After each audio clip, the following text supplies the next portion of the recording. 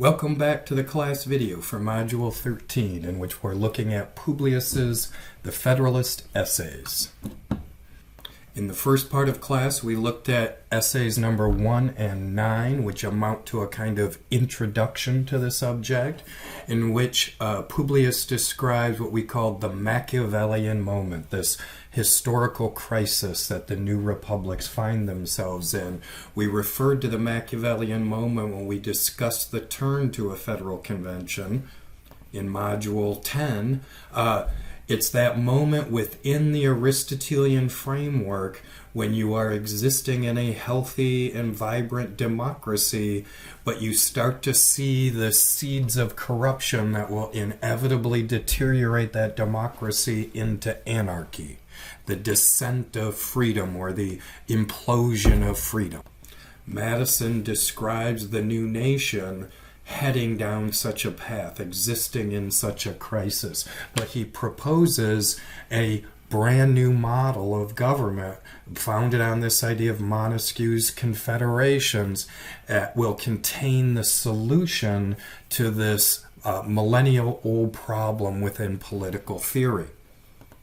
We're going to look at now 2 essays that describe 2 different aspects of that argument, again, out of some 85 essays that were written in total in the Federalist Essays collection. In Federalist 10, we'll concentrate on that key phrase that we saw in Federalist number 1, enlarge the orbit or extend the sphere, this metaphor of a solar system and the gravitational pull between states and central government. The central subject of Federalist number 10 is this problem of factions that plagues democratic systems. So let's turn now to the text and see how Madison defines a faction. On the right-hand column of page 6, Madison begins Federalist number 10. Among the numerous advantages promised by a well-constructed union, none deserves to be more accurately developed than its tendency to break and control the violence of faction.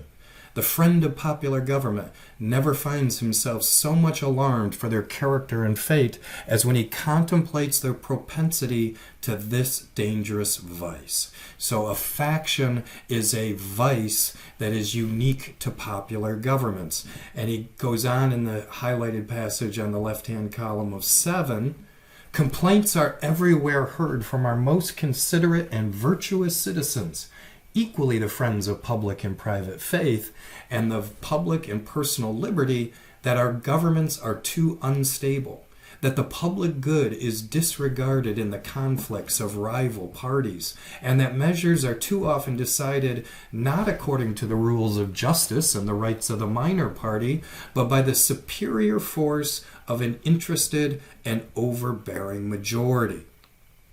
So the problem in democratic governments is the problem of the majority, right? That the majority is abusing its power. And that's the primary significance of Madison's definition in the following paragraph highlighted on the bottom of the left-hand column of page 7. By a faction, I understand a number of citizens, whether amounting to a majority or a minority of the whole, who are united and actuated by some common impulse of passion or of interest, adverse to the rights of other citizens or to the permanent and aggregate interests of the community. So we notice 2 traits or criteria within this definition. One is a numerical criteria, whether amounting to a majority or a minority of the whole. And indeed, as we'll see in just a couple pages, we're not particularly concerned about the minority, right? A minority faction is easily controlled, we'll find out. It's the unique vice, or if you will, kind of the cancer that is uniquely genetically programmed to attack democracies when we encounter a majority faction. The second conceptual criteria here, though, is their motivation or their interest. They're actuated by some common impulse, adverse to the rights of other citizens or the permanent and aggregate interests of the community. Well, that last phrase there, permanent and aggregate interests, is a kind of synonym for the common good. So Madison is here defining the central problem that we have been tracking from Locke forward. In a popular or democratic system, what power is capable of constraining the majority? The majority is the thing that is empowered with sovereign authority. When the majority is abusive or tyrannical, what power can constrain it?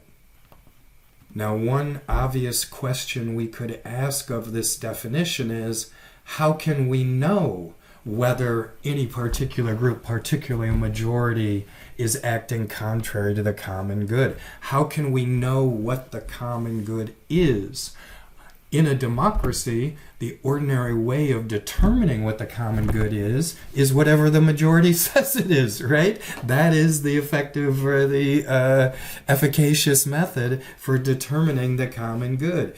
If you are in the minority, it is your obligation to recognize that your interest is not part of the majority interest, and you're just supposed to suck it up as the cost of security from the state of nature.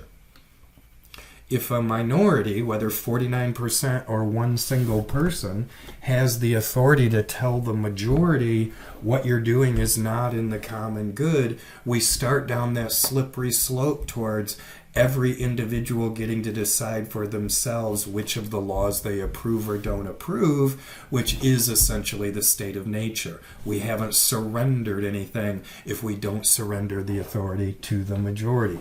So Madison here in Federalist 10 is focusing on the central conceptual dilemma of democratic theory. What can we do if we love democracy and we love the principle of the people ought to rule and we ought not be governed by any laws but those that we consent to? If we are embracing that fundamental system, what is the method of preventing the majority from abusing their power and acting tyrannically or unconstitutionally? And Madison is going to survey what he thinks are the possible solutions and at the end come up with a unique remedy. He says at the bottom of the left-hand column of 7, there are 2 methods of curing the mischiefs of faction. One, remove its causes. The other, control its effects. So the remainder of the essay is divided into these 2 approaches. We're either going to remove its causes or we're going to control its effects. So on the subject of removing causes, there are again 2 methods of going about this at the top of the right-hand column of 7. There are again 2 methods of removing the causes of faction. The one, by destroying liberty, which is essential to its existence. The other, by giving to every citizen the same opinions, the same passions, and the same interests. And in each of these methods, we can see the classical constitutional approach or the Aristotelian view on the nature of democracy. First, in the next highlighted passage, it could never be more truly said than of the first remedy that it is worse than the disease. Liberty is to faction what air is to fire, an ailment without which it instantly expires. But it could not be less folly to abolish liberty, which is essential to political life because it nourishes faction, than it would be to wish the annihilation of air, which is essential to animal life because it imparts to fire its destructive agency. Aristotle and all of the ancients, all of the preceding writers to the American writers have a ready solution to the problem of majority factions. It's very simple. Put a king in charge, right? Or put the aristocracy in charge. It's not necessary in the ancient tradition. There are 3 constitutional forms. Aristotle does not have any strong preference to any one of those 3 forms. He would like the good form of each rather than the corrupt form of each, but he's not particularly more partial to democracy than to aristocracy than to monarchy. So there is a simple solution to the problem of freedom. Take away freedom and you won't have those problems anymore. For Madison, of course, and for the Americans who have just performed a revolution in the name of popular sovereignty, this solution is anathema. It would be like wishing the annihilation of air in order to get rid of fire. He cannot recall the conflict between the social contract tradition and the Aristotelian science. If you have a commitment to the natural rights of each individual, then you cannot give up on the first premise of political society, which is the preservation of our freedoms or liberty. So Madison rejects this first solution. Notice the second one is another theme that you've seen in both the Foundations and in the previous writings here in Development. The second expedient is as impracticable as the first would be unwise. As long as the reason of man continues fallible, and he is at liberty to exercise it, different opinions will be formed. As long as the connection subsists between his reason and his self-love, his opinions and his passions will have a reciprocal influence on each other, and the former will be objects to which the latter will attach themselves. The diversity in the faculties of men from which the rights of property originate is not less an insuperable obstacle to the uniformity of interests. The protection of these faculties is the first object of government. So Madison declares that creating in the same, giving to every citizen the same opinions, the same passions, and the same interests is impossible. It's contrary to human nature for all citizens to agree, for all citizens to see the same interest. Now, you should be able to put this in the context of Rousseau. This, of course, was the great Valhalla of Rousseau's whole model, was our total alienation of our individual identities, our group mind meld into a general will and a sovereign that will control us all. But Rousseau is calling upon a very old tradition in Western political writing. You can go all the way back to Plato if you took Foundations and had the opportunity to read the Republic. The foundation of Plato's model is that we all must submit to the rule of the guardians, and we will find freedom, we will find prosperity and our contentment in our society if we simply give over our own judgment about justice and accept the guardian's judgment about justice. Our path to freedom comes from all of us thinking the same. And both of these, of course, are the foundation of the idea that a democracy should only be attempted in a small space. You have to have people very much in agreement in a popular system, because there's no authority above them that will restrain them from violence and strife in that particular system. If you do have a place where people disagree with each other, then you better have a monarchy or an aristocracy govern those people. Madison rejects this fundamental principle of Western political thought going all the way back to Plato and Aristotle. And in a uniquely kind of American perspective, Madison says, well, that's impossible. You'll never make everybody think the same. We have naturally different faculties, and we all have self-love. We're all naturally interested in ourselves first. And so he says in the summarizing passage in the concluding paragraph at the bottom of 7, right-hand column of 7, the latent causes of faction are thus sown in the nature of man, and we see them everywhere brought into different degrees of activity according to the different circumstances of civil society. The latent causes of faction are sown in the nature of man. It is in the nature of man to aspire to liberty, and it is in the nature of man to disagree with his fellow man. The contention of civil society is inescapable. It's an essential part of civil society.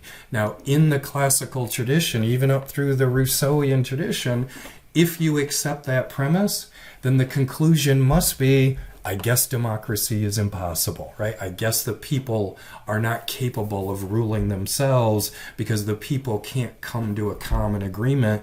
The people require an external authority to enforce or force agreement upon them. So Madison needs to rescue democracy, rescue popular government from the implications of this conclusion. And so in the right-hand column of 8, in the middle, he transitions from the causes, getting rid of the causes, to controlling its effects, right? So in the non-highlighted middle paragraph, the inference to which we are brought is that the causes of faction cannot be removed, and that relief is only to be sought in the means of controlling its effects. Now here we find that we're not particularly worried about minority factions. In the next paragraph, if a faction consists of less than a majority, relief is supplied by the Republican principle, which enables the majority to defeat its sinister views by regular vote. So if you go back a page to Madison's definition, consisting of either a minority or a majority, in fact, we're not worried about the minority. We're particularly worried about an abusive majority in a democratic system. The next highlighted passage. When a majority is included in a faction, the form of popular government, on the other hand, enables it to sacrifice to its ruling passion or interest both the public good and the rights of other citizens. To secure the public good and private rights against the danger of such a faction, and at the same time to preserve the spirit and form of popular government, is then the great object to which our inquiries are directed. The final line is a wonderful phraseology, right? We want the common good and private rights, but we want to preserve the form of popular government. Well, what's the form of popular government? Primarily, it's that the majority rules, right? That is kind of the definition of whether a government is popular or not. Does the majority get its way? How can we allow the majority to get its way and at the same time prevent the majority from abusing individual rights or acting contrary to the common good? This is the great question of Western democratic theory.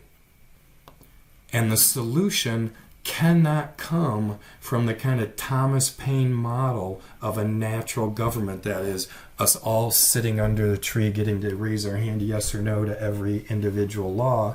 On the left-hand column of 9, in the first highlighted passage, Madison writes, "From this view of the subject, it may be concluded that a pure democracy, by which I mean a society consisting of a small number of citizens who assemble and administer the government in person, can admit of no cure for the mischiefs of faction.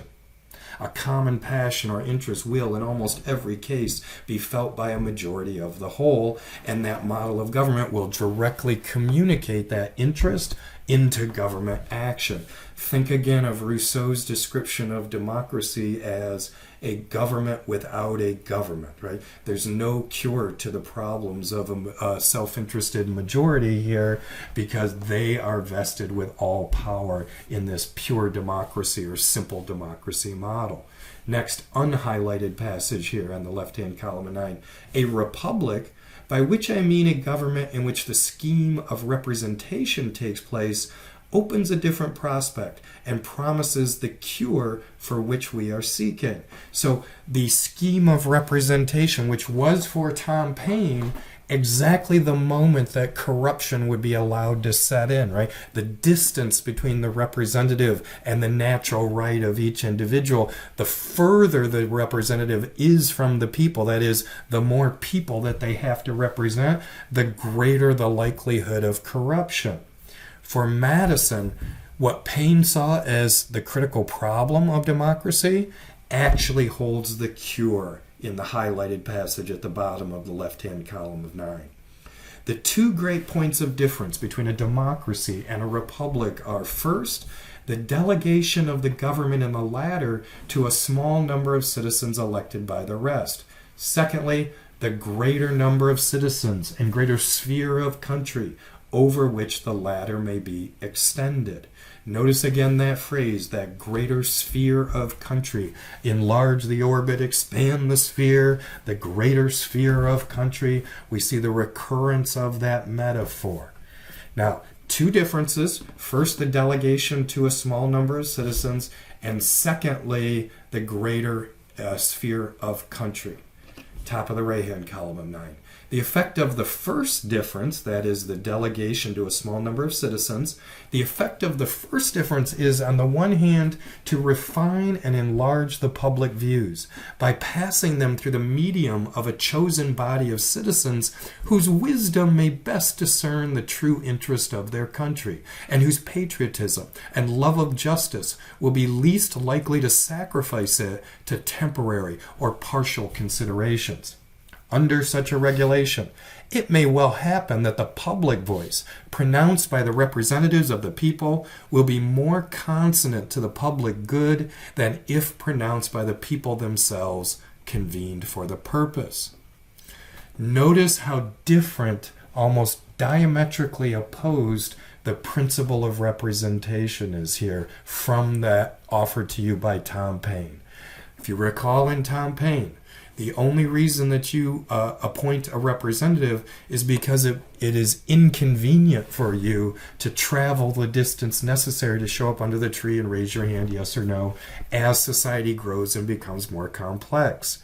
For the representative to do their job correctly, according to Tom Paine, they must do exactly what you would do if you took the time to show up and cast your ballot yourself. They are a mere proxy vote for the exercise of your natural rights. Now, we talked about the conceptual difficulties with that, right? How can a representative accurately represent the views of more than one people if those more than one persons if those persons disagree with each other? The representative only has one vote. But the purpose, the conceptual role of the representative is to act out exactly what the people want. What Madison is proposing here is exactly the opposite. Who are these chosen body of citizens? It's because they have patriotism and a love of justice that is greater than the rest. That's what makes them the few. It's not the few of money, but it's the few of virtue. Right?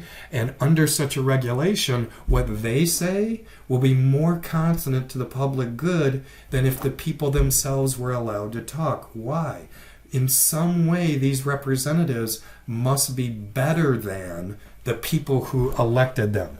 It's the representative's job to tell the people who elected them, I'm sorry, you can't have what you want. What you want is not patriotic. What you want is not in the interest of justice, because I have greater patriotism than you, because I'm wiser than you, because I have a greater sense of justice than you. I have a stronger sense of the common good than you.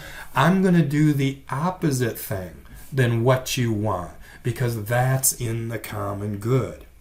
Notice how radically different the representative acts here. The representative is chosen because they are smarter than, wiser than, more patriotic, more virtuous. They love justice more.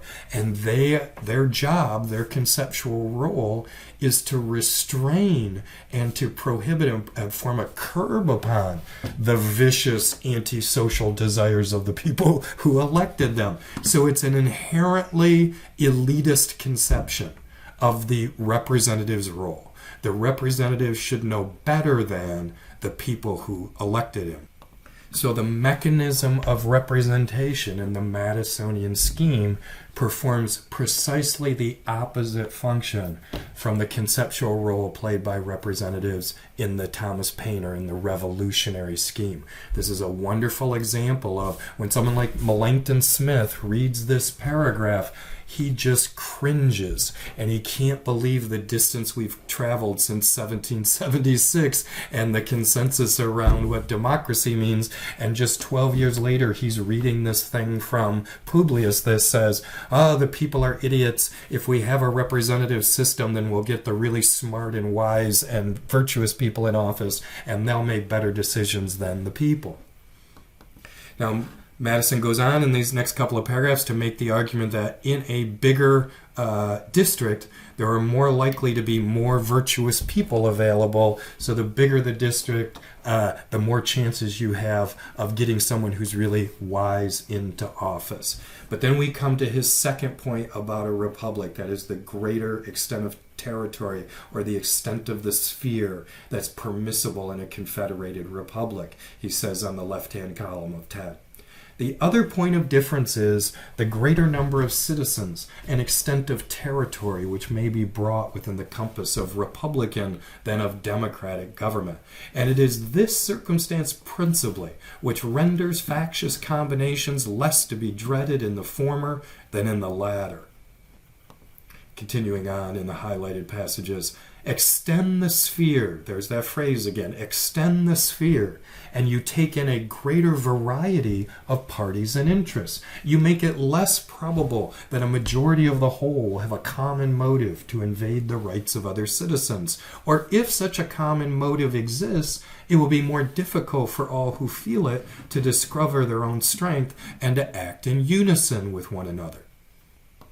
So here too, just like on the question of representation, we find in Madison's description of extending the sphere, his application, if you will, of the principle of extending the sphere, not just a kind of apology for, I know it's a big country and we're going to try to rule it as a democracy and that totally contradicts Aristotle, but I think we can make it work. That's not Madison's argument here. His argument is to precisely invert that principle of small geographic areas are most appropriate for a republic. Why? Because he's arguing the greater number of parties and interests that you have, the more likely you are to get the common good out of it, which is entirely counterintuitive. Think of the following example. If you have 3 different interests in society, right? It's very likely that 2 of them will gang up on the third. But if you have 1,000 interests in society, if you have 10,000 different competing interests in society, it'll be far more difficult for 501 of them to organize together to cancel out or to abuse or tyrannize over the 499. So the goal of a democracy should not be to make everybody think the same, which had been the kind of holy grail of democratic theory for 2,000 years preceding the Madisonian turn, but just the opposite. That if you want to have a republic, a representative system, then you ought to encourage as many different interests as possible. The greater the number of competing interests, the better, because it is in this stew of competing interests, only, Madison says or thinks, only the true, right, virtuous policy option can emerge out of a sea of contending, vicious and corrupt and self-interested policy options. Hence it clearly appears, he says in the highlighted passage at the bottom of the left-hand column of 10, hence it clearly appears that the same advantage which a republic has over democracy in controlling the effects of faction is enjoyed by a large over a small republic, is enjoyed by the union over the states composing it. And this is the foundation of Madison's own personal belief that the states are too small of a theater in which to get good laws out of. There are too few, say, powerful, rich factions in each state, and it's too easy for 2 or 3 of them to gang up on 1 or 2 of them and to abuse the minority in each state. On the scale of a continent, if we tried to have a republic that covered the entire continent, there would be so many contending interests. There would be such enormous differences among people on a continental scale that it would be the only scale capable of giving a kind of test run to this hypothesis. So extend the sphere, enlarge the orbit, entails this fundamental commitment to pluralism. We describe this embrace of differentness as American pluralism, and it is unique, radically unique, in the development of Western political theory. Virtually nowhere from Plato on up until this moment will you find any writer anywhere in the Western tradition saying differences are good. Oh, we ought to have as many differences as possible. Differences are always bad. They can be controlled in better and worse ways, but differences among the citizens is a horrible thing. From Plato up through Rousseau. Here in Madison, we get a uniquely American perspective on the problem of differences among citizens. We find an embrace of difference, an encouragement of differences, a belief that the more differences among the citizens, the healthier the republic will be. And it's for those reasons principally that Federalist number 10 is the iconic Federalist essay for illustrating the Madisonian turn. We want to take one more important step in Federalist 51 and look at the structure of checks and balances. Again, we're at a kind of awkward time mark in this video. If we go on with Federalist 51 here, this is going to be a very long video. If we stop it here, it'll be on the short side. So let's go ahead and cut off our discussion of Federalist 10, and we'll pick up in the final segment of Module 13, and we'll look at separation of powers in Federalist number 51.